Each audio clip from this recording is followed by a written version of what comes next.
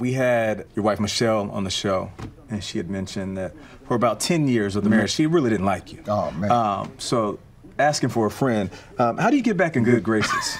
Let me just say this. Barack Obama reacting to wife Michelle's past feelings about their marriage and admits the role he played in her frustrations. She is a little more forgiving of all my flaws. It all went down during an interview with CBS Morning's co-host, Nate Burleson. Nate goes on to bring up this moment last year when Michelle gets real about their 30-year marriage on Revolt TV. People think I'm being catty by saying this. It's like there were 10 years when I couldn't stand my husband. You know? do say that. You say 10 years. And guess when it happened? When those kids were little.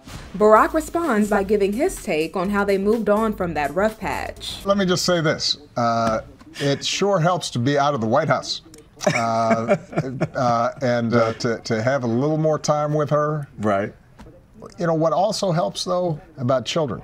And yeah. I don't know about your spouse, Michelle, when our girls were growing up, that was priority number 1, 2, 3, and 4. Of course. Barack and I, we spend most weekends, we're staring at each other because somebody's at a basketball game, somebody's at a dance, somebody's sleeping over. We're the last people our kids want to be with. So I think they're conditioning us for that empty nest syndrome. Well, now that Sasha and Malia are out of the house, the former president shares what he's realized in hindsight. I did not fully appreciate, I think, as engaged of a father as I was, the degree of stress and tension for her, knowing that not just me and Michelle were under scrutiny and in this strange environment, but that we were raising our daughters, of course, in a kind of situation that just wasn't normal.